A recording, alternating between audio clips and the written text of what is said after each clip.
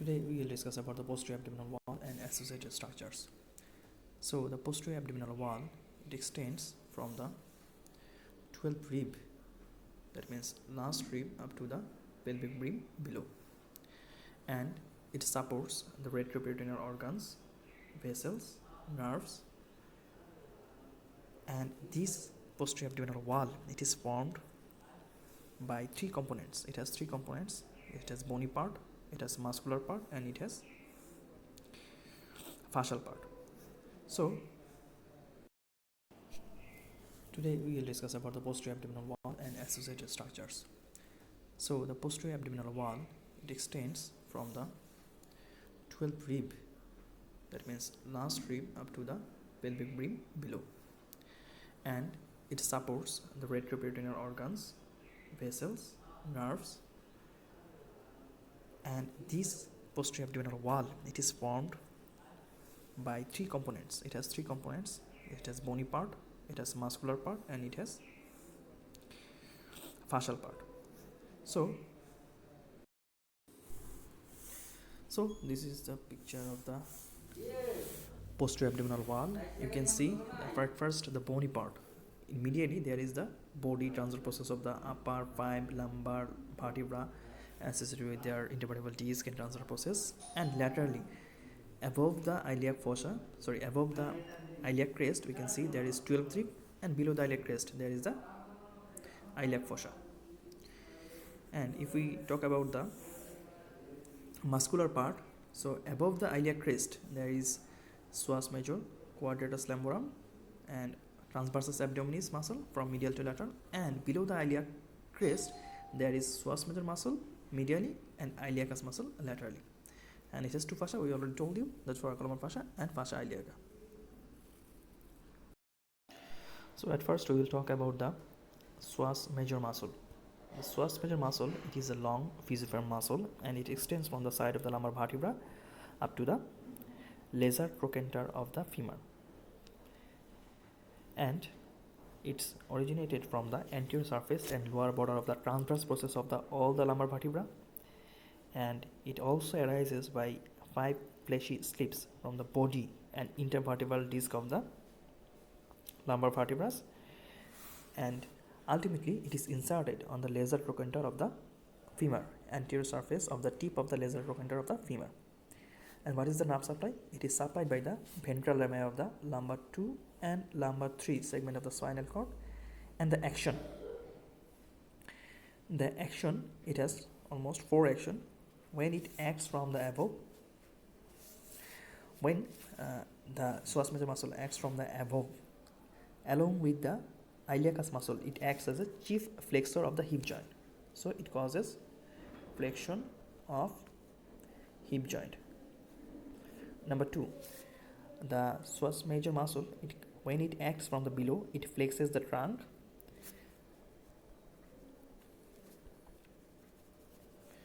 Number 3, when the foot is on the ground, the psoas major acts as a medial rotator of the hip joint, and when the foot is above the ground, it acts as a lateral rotator of the hip joint. So these are the functions of the psoas major muscle. Now come to the next muscle, that is the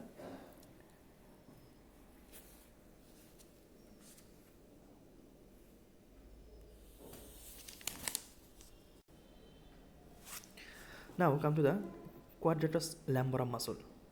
So this quadrangular muscle is the quadratus lumborum muscle, and you can see, where does it arise from?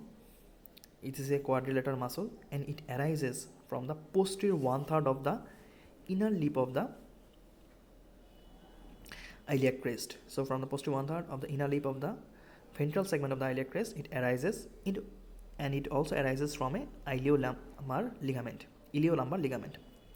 and it is inserted in the lower border of the anterior surface of the medial part of the 12th rib, and it also inserted by some slips onto the transverse process of the upper 4 lumbar vertebra.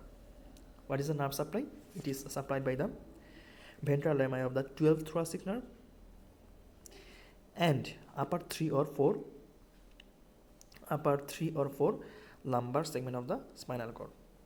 And action, what is the action of the quadratus lumborum muscle? Quadratus lumborum muscle, look at that, it is attached to the 12th rib, so it will fix the last rib and helps the diaphragm to inspiration. And when it acts from the one side, it causes lateral flexion of the trunk, and when it acts from the both side, it causes extension of the vertebral column.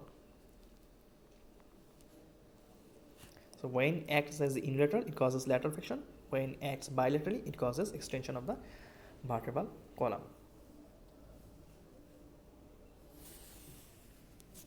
Iliacus muscle. So this is the iliacus muscle. So the iliacus muscle, it is a large triangular fan-shaped muscle, and it originates from the upper two-thirds of the floor of the iliac fossa. So from the upper two-thirds of the floor of the iliac fossa of the hip bone, this muscle arises. And where it is inserted? It causes fusion with the lower part of the tendon of the psoas major muscle, and it is ultimately inserted in the lesser trochanter of the femur. The nerve supply, the iliacus muscle, it is supplied by the femoral nerve. That means its root value is number 2, number 3 and number 4. And what is the action? Along with the psoas major muscle, it causes flexion of the thigh and lumbar part of the vertebra. So it helps the psoas major muscle, and along with the help of the psoas major muscle, it causes flexion of the thigh and lumbar part of the vertebral column. Now our next muscle is the psoas minor muscle. The psoas minor muscle is less important because it is only present in 50% individual. So where does it take origin from? This small minor muscle is the psoas minor muscle. This picture is the best.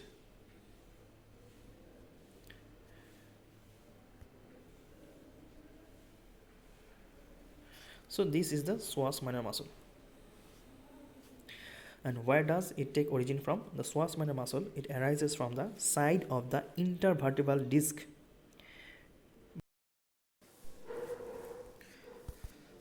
So we are talking about the psoas minor muscle. It arises from the intervertebral disc between the thoracic 12 vertebra and first lumbar vertebra, and with their adjoining body, and ultimately it is inserted in the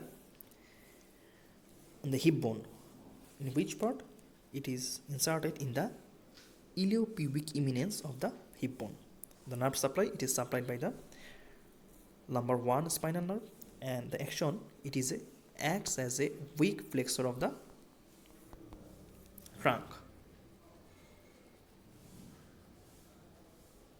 Now we will talk about the two fascias. We talked to you about the two fascias, that is the thoracolumbar fascia and fascia iliaca. So this is the thoracolumbar fascia. Let's see at first. So the green color structure, this is the thoracolumbar fascia, and you can see thoracolumbar fascia has 3 layers. This is the anterior layer,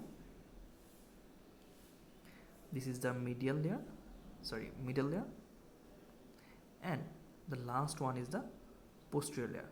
And you can clearly see between the anterior layer and the middle layer, one muscle it is present, that is the quadratus lumborum muscle, and between the middle layer and the posterior layer, another muscle is attached, another muscle is present, that is erector spinae muscle. So at first, let's see how these fascias are present.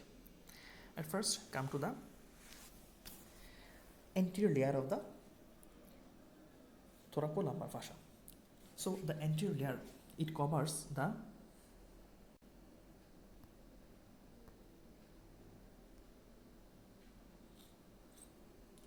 this is the anterior layer. So look at that, the anterior layer of the thoracolumbar fascia, it covers the anterior surface of the quadratus lumborum muscle, and above this quadratus lumborum anterior layer of the thoracolumbar fascia is thickened in form a ligament which is known as the lateral arcuate ligament, and below this anterior layer of thoracolumbar fascia is attached to the posterior part of the iliac crest and thickened to form iliolumbar ligament. So below it is formed,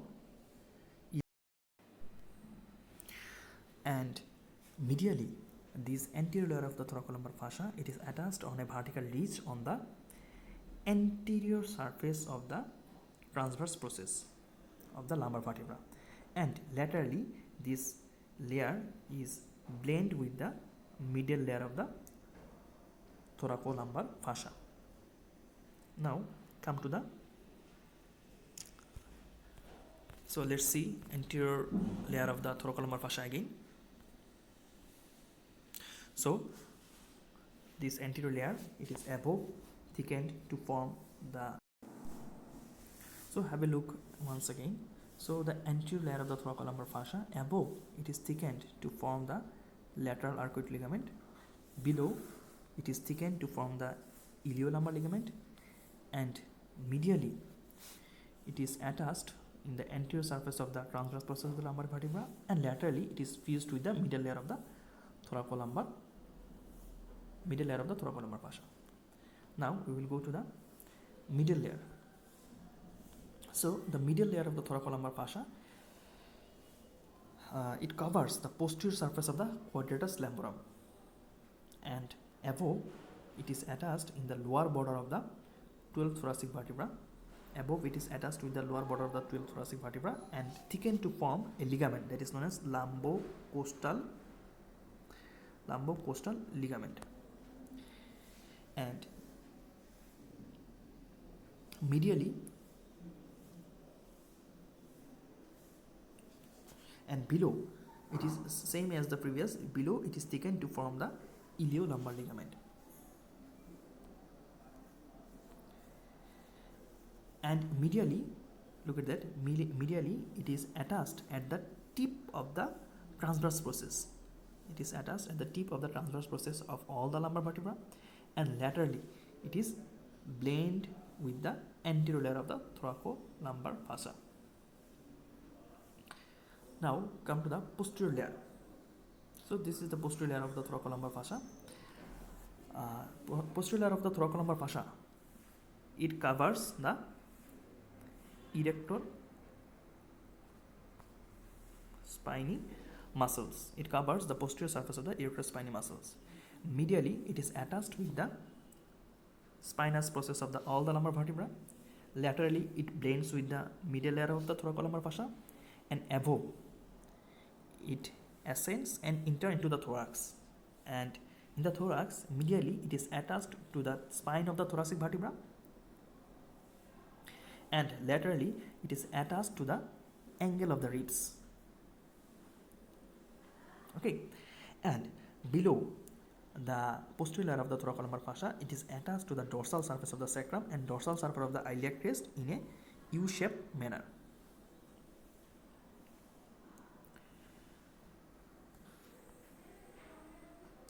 Now we have to know what are the muscles attached to the thoracolumbar fascia. From the anterior layer, that means from the lateral arcuate ligament, few fibers of the diaphragm arises. From the middle layer of the thoracolumbar fascia, transversus abdominis muscle and the internal oblique muscles arise, and from the posterior layer, latissimus dorsi, serratus posterior inferior, and gluteus maximus, these muscles arise. So we have to know what are the muscles that are attached to the thoracolumbar fascia.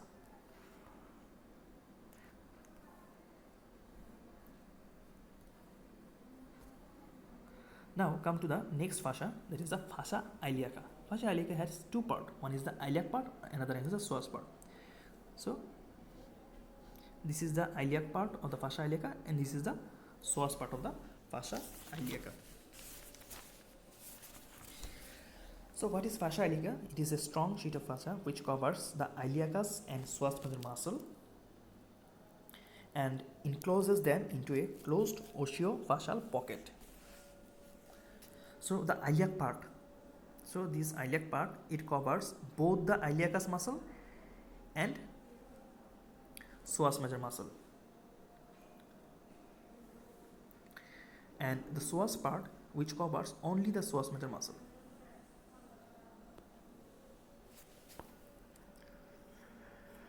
Now come to the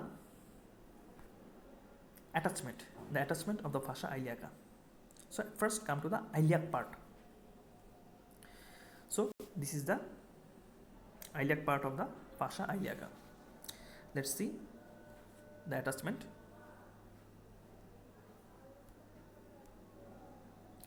At first, this fascia iliaca laterally it is attached to the inner lip of the ventral segment of the iliac crest, and there it blends with the fascia transversalis anteriorly. Then come to the medially. Medially, in this fascia iliaca, it is attached to the ala of the sacrum. Here is the ala of the sacrum located. So it is medially, it is attached with the ala of the sacrum, and as well as to the pelvic brim up to the iliopubic eminence. Then above this iliac part of the fascia iliaca, it is continuous with the psoas part of the fascia iliaca, and below this fascia, lateral to the femoral vessels, this is the femoral vessels. So lateral to the femoral vessels, this iliac part of the fascia iliaca, it is attached to the posterior margin of the inguinal ligament. That means it is attached here. It is attached to the posterior margin of the inguinal ligament, and ultimately blends with the fascia transversalis. And opposite to the femoral vessels, this iliac part of the fascia iliaca, it enters the thigh and continue as a posterior wall of the femoral sheath. And just medial to the femoral vessels, the fascia iliaca is attached to the pecten pubis, and it is continued below as a iliopectineal fascia. Okay. Now come to the psoas part.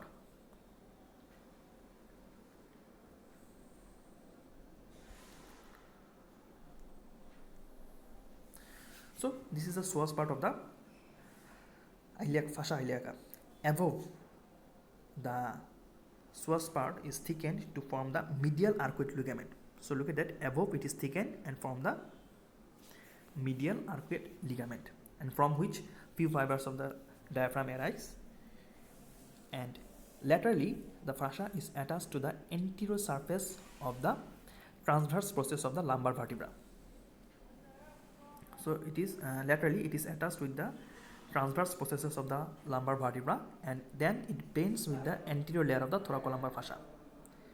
And medially, it is attached with the bodies and intervertebral disc of the all the lumbar vertebra.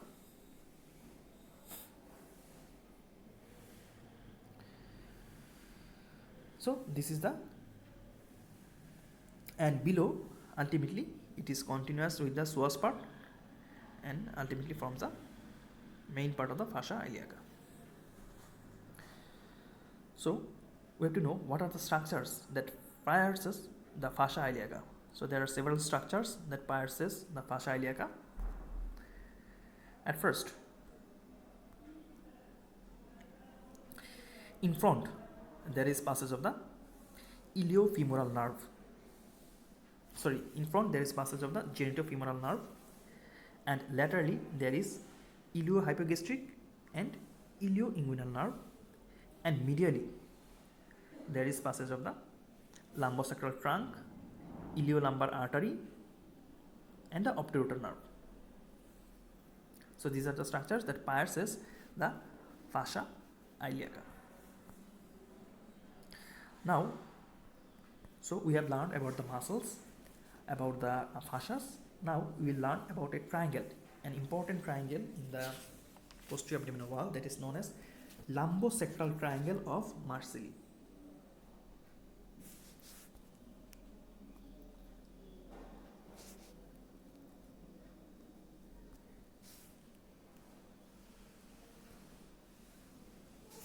So lumbosacral triangle of the Marcelli. So let's see where it is located and what is the boundary and content of this triangle. So lumbosacral triangle of the Marcelli, it is a triangular interval on each side of the body of the fifth lumbar vertebra, and each triangle presents the following boundaries. Medially, you can see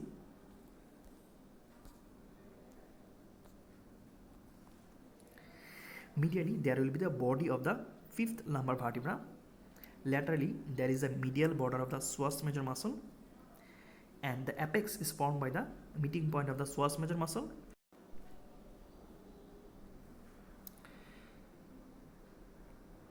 And the apex, it is formed by the meeting point of the psoas major muscle and the body of the fifth lumbar vertebra. And the base, it is formed by the ala of the sacrum. The base is formed by the ala of the sacrum. And floor, it is formed by the transverse forces of the fifth lumbar vertebra. Floor is formed by the transverse forces of the fifth lumbar vertebra. So this is the triangle. This is the triangle. So what are the contents of the triangle? The contents of the triangle can be divided into 3 strata. Okay. In 3 stratum. One is the superficial stratum, intermediate stratum, and the deep stratum. So at first, see what are the structures in the deep stratum.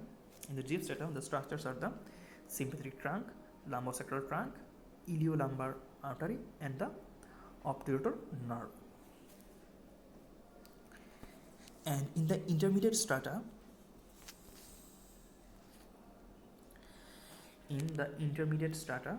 you will find this in the book. In the intermediate strata, there is common iliac artery, there is common iliac vein, and in the superficial strata, or superficial layer, there is the ureter, there is the ovarian vessels, there is the inferior mesenteric vessels, and there is the nerve fibers from the hypogastric plexus. So these are the contents of the triangle of the Marcelli. Now we will go to some nerves and lymphatics of the posterior abdominal wall. So if we talk about at first the nerves of the posterior abdominal wall,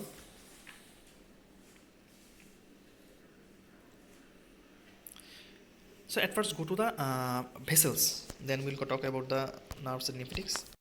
Now we'll talk about the vessels of the posterior abdominal wall. There are 2 important large vessels in the posterior abdominal wall, that is the abdominal aorta and the inferior vena cava. So at first talk about the abdominal aorta. So abdominal aorta, it is nothing but the continuation of the descending thoracic aorta at the level of the T12 vertebra. When the descending thoracic aorta enters the abdomen through the aortic opening of the diaphragm, it is named as the abdominal aorta, and it ends at the level of the lumbar 4 vertebra by giving 2 terminal branches. One is the right common iliac artery and another one is the left common iliac artery. So what is the length? The length is about 10 to 11 centimeter and the breadth is about 2 centimeter. And you can see there are multiple branches coming from the abdominal aorta. So let's know what are the branches coming from this. So at first, let's see in the anterior or ventral branches. You can see there are 3 anterior branches coming from the abdominal aorta. One is the celiac trunk, superior mesenteric artery, and inferior mesenteric artery. So these are the 3 ventral branch or anterior branch. Now go to the lateral branches. Laterally, there are 4 arteries that are coming through. These are the inferior phrenic artery, these are the middle suprarenal artery, renal artery, and the gonadal artery. And these gonadal arteries, they give blood supply to the ovary in case of female and testis in case of the male. Now come to the posterior branches or dorsal branches. There are 4 pair of the lumbar arteries and 1 median sacral artery. And what are the terminal branches? There are two terminal branches, right common iliac artery and left common iliac artery. And these common iliac artery ultimately again divided into internal iliac artery and external iliac artery. So these are the branches of the abdominal aorta. Now come to our next major vessel, that is the inferior vena cava.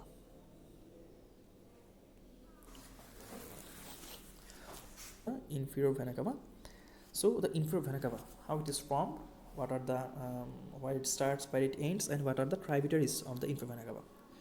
So the inferior vena cava, it drains the blood from the parts of the body below the diaphragm. So below the diaphragm, this is the diaphragm, below the diaphragm all the bloods are drained into the inferior vena cava, and ultimately this inferior vena cava opens into the heart, in the right atrium of the heart. So how it is formed? The inferior vena cava, it is formed by the union of the right and left common iliac veins. So the right common iliac veins and left common iliac veins, they together form the inferior vena cava, and it is formed at the level of the lumbar 5 vertebra, opposite the lumbar 5 vertebra. Now let's see the course. After the formation of the inferior vena cava, it ascends in front of the vertebral column, and usually it lies on right side of the aorta. That means if this is the midline, left side to the midline there will be. So if this is the midline, left to the midline there is the abdominal aorta, and right side of the midline there will be the inferior vena cava. Okay, so after formation, the inferior vena cava ascends along the length of the vertebral column, and then it resides on the posterior surface of the liver. We know in the posterior surface of the liver there is a groove for the inferior vena cava. Then it pierces the central tendon of the diaphragm, and then at the level of the thoracic 8 vertebra it opens in the lower and posterior part of the right atrium of the heart. Now let's see what are the tributaries of the inferior vena cava. So at first the formative tributaries are a pair of the common iliac veins. That means right common iliac veins and left common iliac veins. These are the formative tributaries of the inferior vena cava. And there are some third and fourth lumbar veins. There are a pair of the renal veins, right and left renal veins. And there is some phrenic veins. There is some gonadal veins, right gonadal vein, right suprarenal vein, and hepatic veins. All these veins ultimately are the tributaries of the inferior vena cava. And inferior vena cava is definitely, it carries the deoxygenated blood from the lower part of the body just below the diaphragm.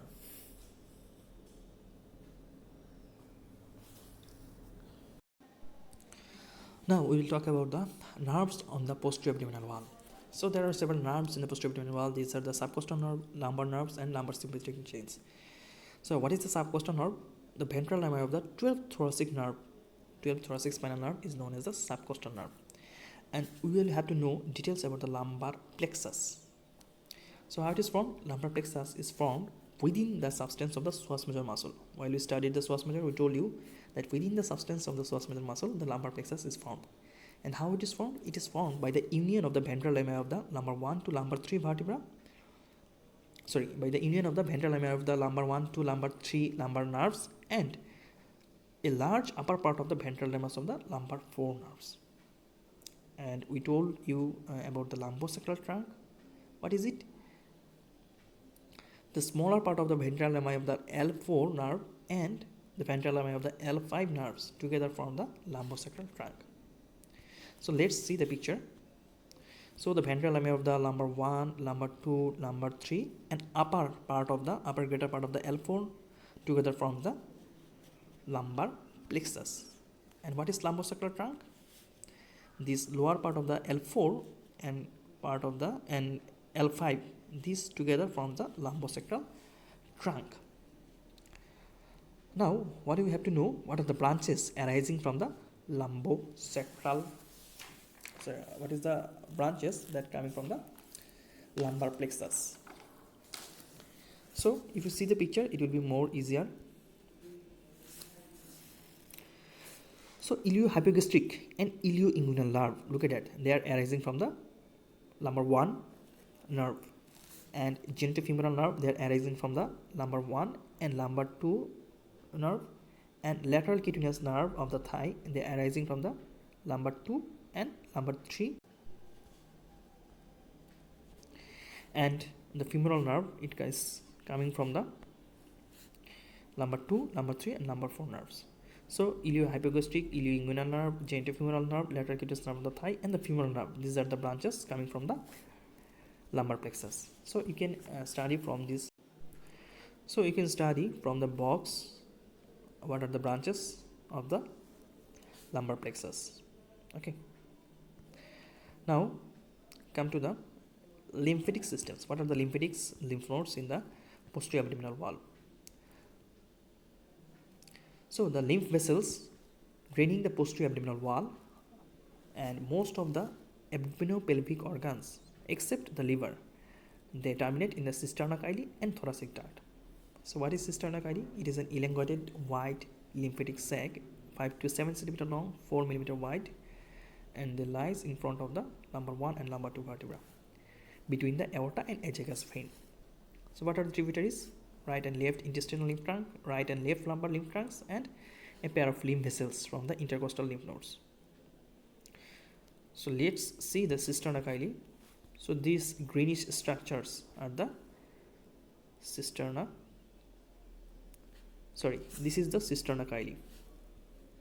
This elongated structure is the cisterna chyli. So, it receives lymphatics from all the abdominopelvic organs, and it has some tributaries. Now, come to the lymph nodes. So, there are several lymph nodes in the posterior abdominal wall. These are the external iliac nodes. These are located along the external iliac arteries, common iliac arteries, abdominal aorta. So, they are named according to this. So, external iliac lymph node, common iliac lymph node, and the aortic lymph nodes. So, external iliac lymph nodes, they are medial parts and lateral parts. These are the medial. So, the external iliac lymph nodes, the medial part, it receives lymph from the pelvic viscera and the lower limb, and the lateral part, it receives lymph from the territories of the inferior epigastric and deep circumflex iliac vessels. So, this is the iliac lymph nodes, external iliac lymph nodes. So, it has medial part and lateral part. Now, come to the aortic lymph nodes. Aortic lymph nodes again divided into pre-aortic and para-aortic.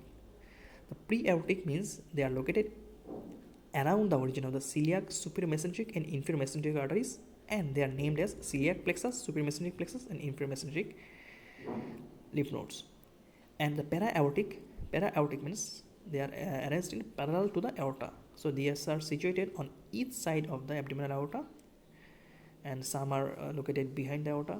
So, these are known as retroaortic or lumbar lymph nodes also, and they receive lymph from the suprarenal glands, from the kidney, from the ureter, from the testes, ovary, and they also receive lymph from the pelvic organs and the lower extremities.